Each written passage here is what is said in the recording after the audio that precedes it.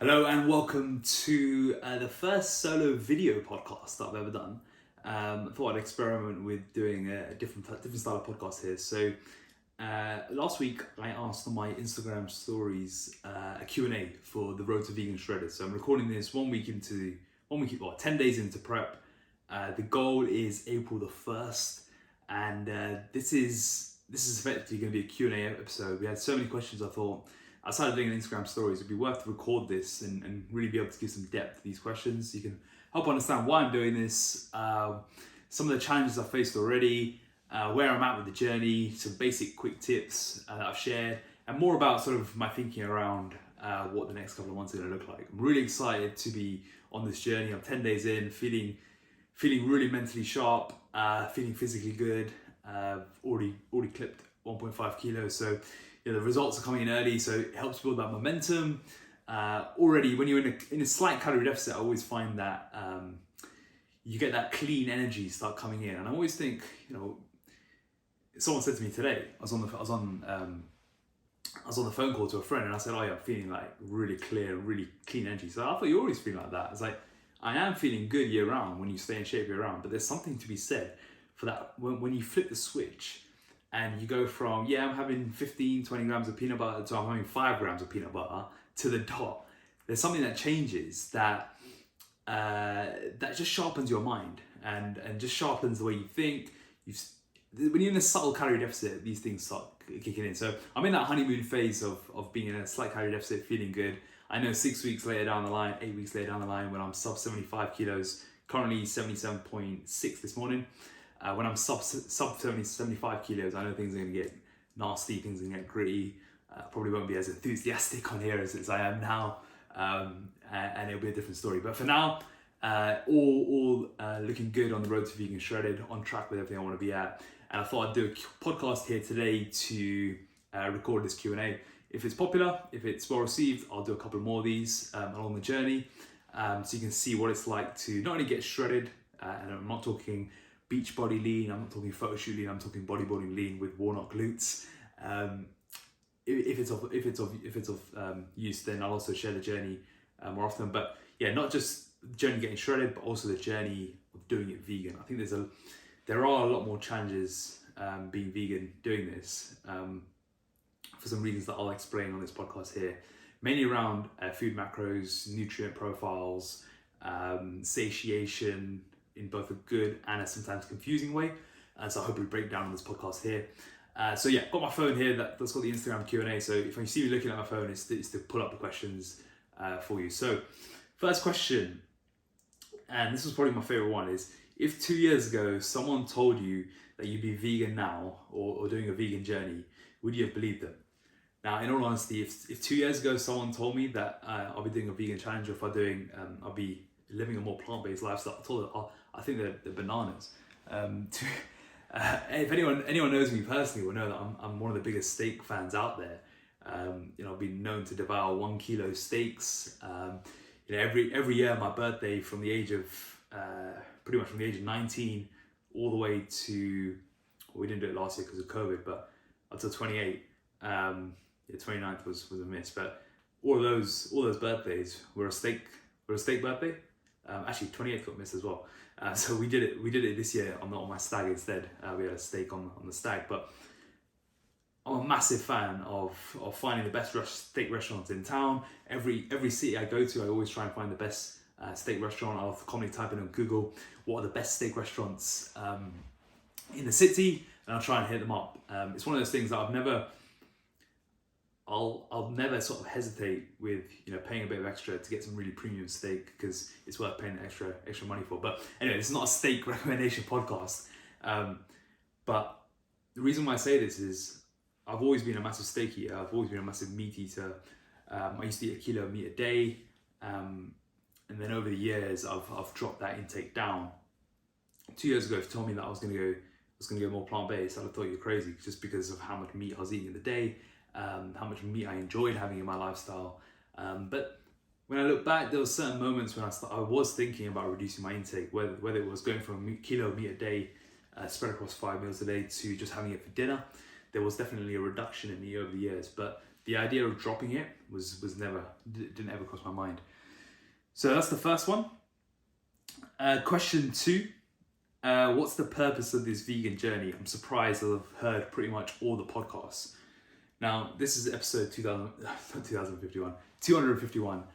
And if you've listened to all the podcasts, if you've been on this podcast journey, you'll be surprised as well by the switch here. But most of all, above everything, a big part of this is a challenge towards being able to do it in a vegan diet. When I first got into this industry over 10 years ago, there was this common myth around personal trainers that if you eat a vegetarian diet, if you eat a vegan diet, you can't get results. And I know a lot of personal trainers that used to say to their clients, if you don't eat meat, you're not going to get results.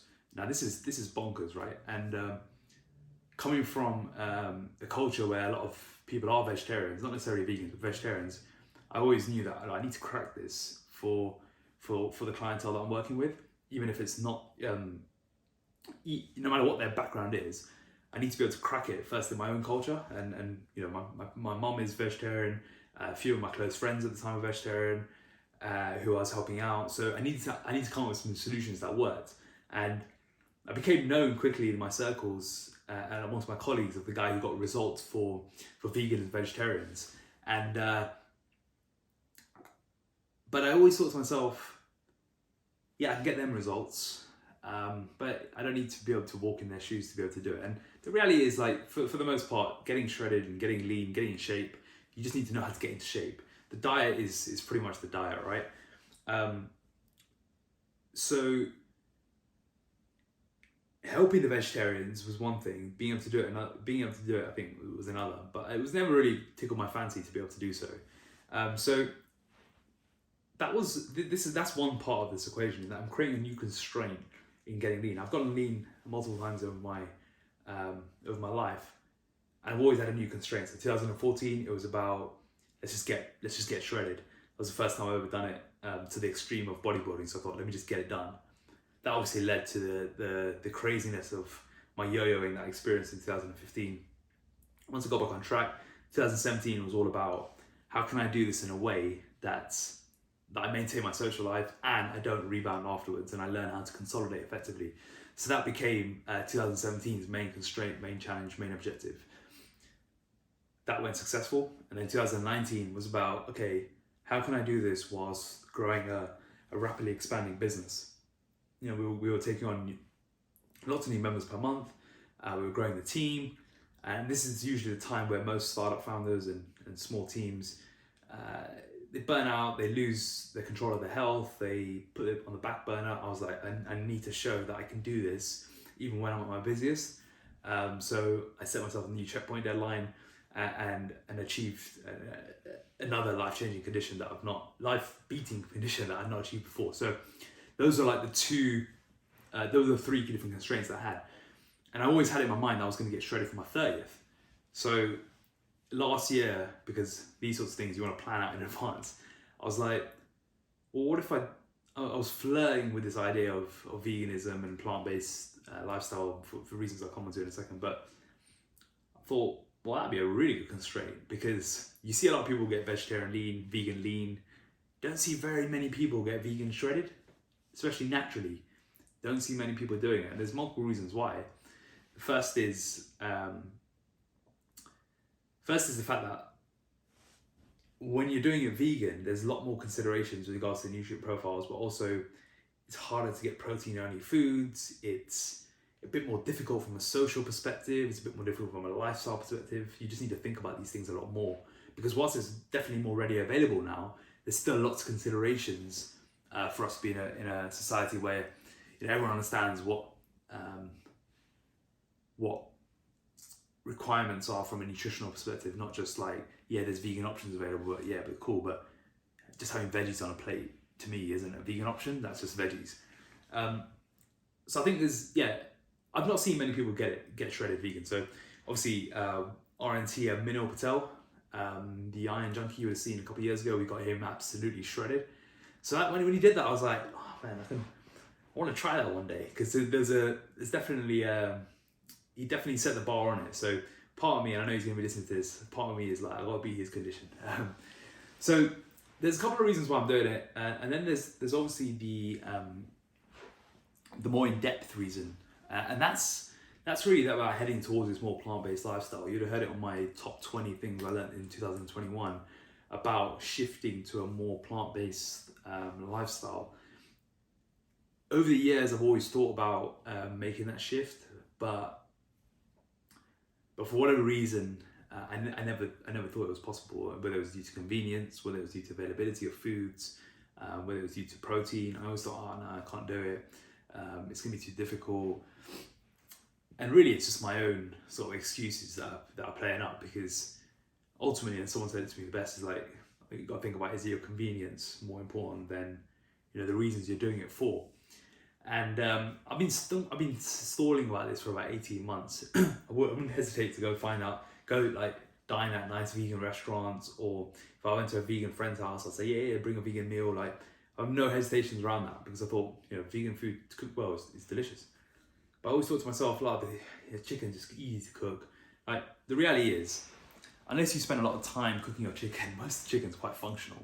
And the reason I used to eat chicken on a regular basis and daily basis, in fact, was purely for a functional reason, that I get a lot of protein in. The other reality is that outside of the protein and the convenience of having a lean protein source like chicken, I wasn't eating it for taste reasons. Like, yeah, I could make it taste nice, but I wasn't really eating it for taste reasons. It was purely from a convenience, high protein, low fat option. Then I started thinking about this more, and like, when people would say, when friends of mine who are vegan would say, like, check this out, you watch this or you watch that, or when a trending video around animal cruelty, and I'll be like, I don't want to see that, because I know I'm going for a steak that night. So I'm like, no, I don't want to see that. It's better just not to see these things. And I think when you create that level of, when I was creating that ignorance around these awareness campaigns, I started to think, that's probably not a good thing. Like, what am I trying to run away from? Or like, why don't I want to see it? Because I knew deep down, like, there's something obviously wrong with the way most farming takes place. So that was something that was always thinking around mine. And then, I was in my mini moon in Cornwall, and I was sitting at this lovely mountain on this Land's End hike, and just watching these birds go by, watching the waves crash by, and I just thought to myself, like, what is my relationship with meat and fish right now? What's it like? Is it time to like make a shift to at least cut it down a little bit more? A few days later, I made the switch, and that was it was actually a steak burger, I think. And yeah, I've not had meat or fish since. And so those are the three reasons. I've kind of been speaking off the cuff, so I probably need to document this a bit better in terms of the reasons I'm exploring here, because it's going to be an exploration over the next few months. One of the things I'm excited for is just that exploration of thought around these topics. So those are the reasons I'm doing it. And I know it came as a surprise for a lot of people when I did say that I'm going to go down a more plant-based route. I haven't made any decisions for the future. I'm not a big fan of labeling diets, but for the next 4 months, the goal is to get absolutely shredded on a vegan diet. So that's the answer to that question. Next question. And by the way, for anyone who caught the Instagram Q&A on this, I am going to exclude any questions around like which aren't related to the vegan, just for the sake of focus on this episode. Some vegans say they feel more energy and balance. Do you feel that, or is it a placebo? In all honesty, so far, I felt no difference in terms of energy, no difference in terms of balance. The main thing I'd say is probably like, if someone said to me, look, can you have chicken and rice tomorrow? I'll probably say, I don't know if I can. Because like, I've thought about it so much that I'm like, I don't know if I can eat that. So that would probably be the biggest shift I've had so far. Energy and balance has probably been the same since August, and since the last 10 days. I know the reason why it's shifted is purely because of being in a slight calorie deficit, sharpening every single tool and variable in my diet and my overall lifestyle, so things are more optimal. So high performance is definitely more achievable. So in terms of energy and sharpness, that's definitely been the same, and I haven't really experienced that. And funny enough, a few people replied to the question when I asked this on Instagram, and they said, look, that thing for me didn't click in for about 3 to 6 months. So it'd be interesting to see what the journey unfolds over the next couple of months. Next question. What are you most concerned about going shredded whilst vegan?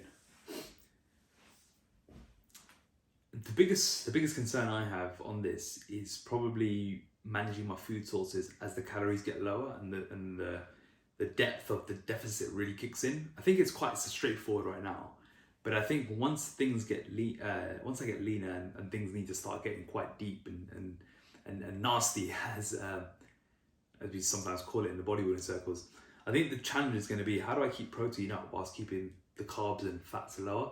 Already I'm finding that getting protein up to like 180 is actually a bit of a struggle without over reliance on mock meats and on protein powders, because there is a balance I want to find in the use of protein powders and mock meat. And I've kept my use of protein powders exactly the same as I was doing before. So 40 grams in the afternoon, 30 grams in the evening with oats. And that's always been in my diet. So the idea of adding more, I might have to do that at some point, but I want to try and extend that for as long as possible. And I want to try and extend the use, the lack of mock meats as much as possible as well, because not that there's anything wrong with them, but I think too much of it can start to affect your digestion a bit, especially if you're having quite a lot of protein in that meal. I've had some experiences where, I remember one time I went to Wagamama and I ordered this meal which after I realized it was about probably 80 grams of protein worth of seitan, and my gut was ruined all night. I was just constantly on the toilet, not in a bad way, but it's just constantly going, and I felt like I had a brick in my stomach. So managing the protein whilst keeping carbs and fats lower is going to be the one thing I'll probably challenge on. In fact, the bigger one is probably socializing and managing that aspect, not from a I'm on a diet perspective, but from a how can I intuitively or auto-regulate or sort of know what's going on with my food if I'm at someone's house. Like, for example, I went to my mate's house the other day and I said, look, he said to me, what are your calories? I said, look, I'm doing this. I've got about 1,200 calories to spare for dinner usually. Make what you like, and I'll sort of balance it accordingly. And then I thought to myself, I don't know if I can do that yet. Like, I'm not at that stage on this journey yet where I can look at vegan food, especially when they're all pretty balanced in macros, and be like, yeah, that's about 1,000 calories. And the problem is, it's either protein. Most of the reason why you feel satiated after a meal is because you've had protein, you've had high protein, or you got high fiber. The problem with vegan food is you can never tell if it's the fiber or if it's the protein that's making you full.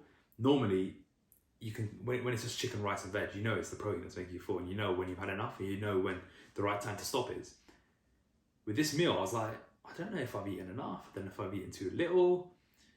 Have I had 50 grams protein? Have I had 70 grams protein? And I realized then, I was like, oh, actually, I'm not on autopilot now. And then even calories, I was like, have I eaten 1,000? It was 1,200 calories for that meal. I was like, have I eaten 1,200 calories, or have I eaten 600 calories or 800 calories? Because I had a lot of veg, I had a lot of tempeh, so I couldn't really tell what was going on. So I think that's probably a challenge that will definitely come as a learning experience as I explore this journey a little bit longer. Next question. Do you feel any change in yourself whilst eating vegan? And if so, what?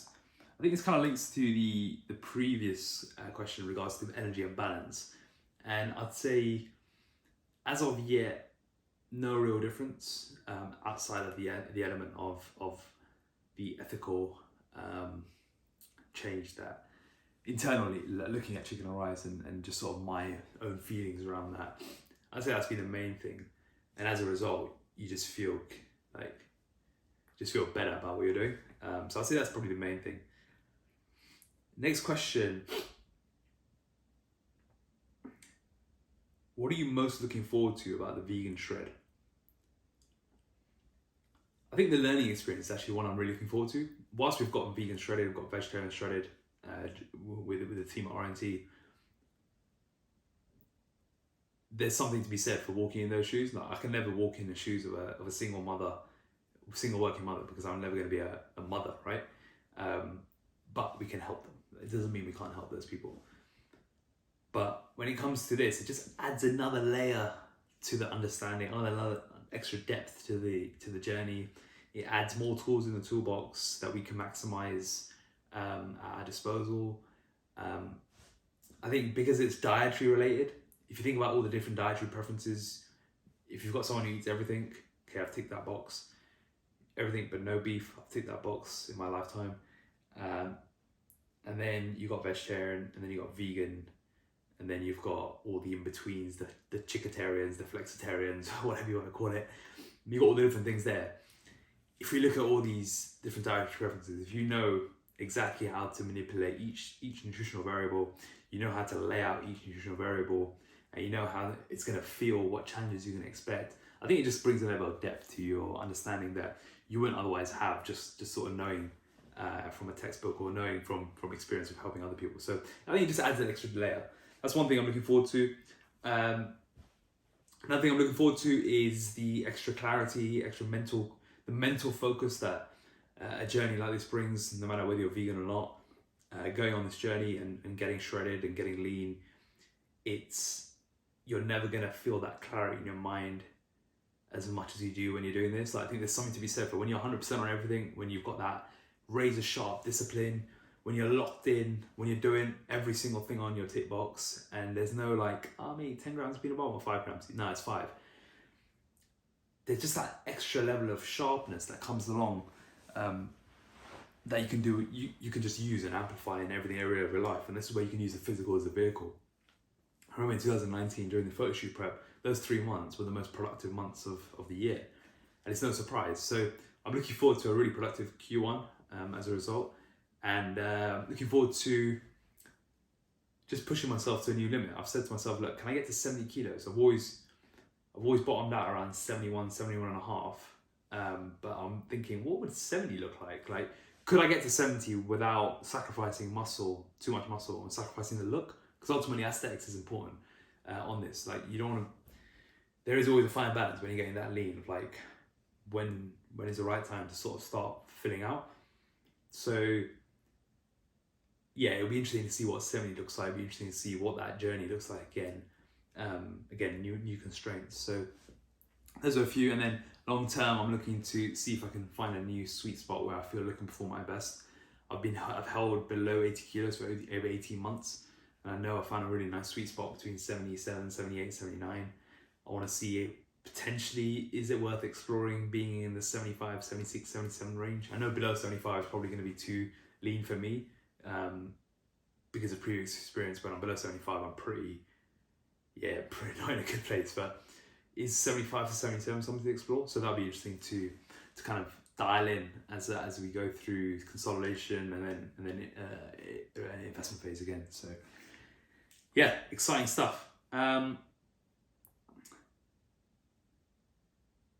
Cool. We'll just look at a few more questions without them being overlapping. Here's another question. Plan on being vegan permanently, or just until the end of this period? Or will you incorporate bits of this into the old norm? Yeah, really good question. I've not thought too far ahead in regards to this, and I'm not a big fan of labels when it comes to a diet. That being said, I can't see myself eating the way I used to eat, but at the same time, in the state I'm in right now, I also can't see myself not being plant-based. Simply because the more you read, the more you educate yourself, the more you learn, the more you see, and the more you think about these things, it's very difficult to kind of look the other way. A really good friend of mine said, when you start to think conscientiously, you end up just sort of making this conclusion. And at the time I was like, yeah, maybe, but now I kind of see where he's coming from, because when you look into like climate change, look into biodiversity, when you look into the scalability of sustainable farming methods, it's very difficult to see an alternative to be more plant-based.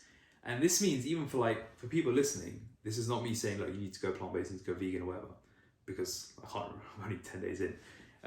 But even beyond that, it's just probably living a little bit more plant-based. So if you're eating a kilo of meat a week, probably maybe drop that down to 500 grams. Or whatever it is, I think I think that sort of element of research and that element of data is beyond conclusion. I might be wrong though, so you can hold me to it. If it is wrong, please, of course, send me out. I'm very interested in this whole topic, but from everything I've watched, everything I've seen, especially from balanced perspectives, of people who aren't vegan, who are proponents of a more plant-based lifestyle, I think it's once you go down that rabbit hole of sort of understanding what's involved in the production of the meat that we have. And this is the important thing, is like, I used to be the guy that said, oh yeah, but hunter-gatherers ate meat. Yeah, hunter-gatherers ate meat, but hunter-gatherers weren't eating the volume of and the quality of meat that we're eating. They were going out and killing it themselves, and they were sustaining themselves. What we're doing is not that. Most of the meat people eat is battery farmed, is poor conditions. Very few people are out there eating meat and fish in a sustainable, scalable, way where they're sustaining themselves. Most people are eating it in a way that's doing more damage than good for the environment. And this is something I've experienced for the last 10 years. I've gone through phases of eating a kilo of meat a day. I used to ignore a lot of those sort of elements. But look, I'm not an expert on this field. I don't want to start preaching here. It's just based on the early things I've learned. I think basically the overall conclusion I'm trying to make here is a more plant-based lifestyle is definitely something to think about, something to explore.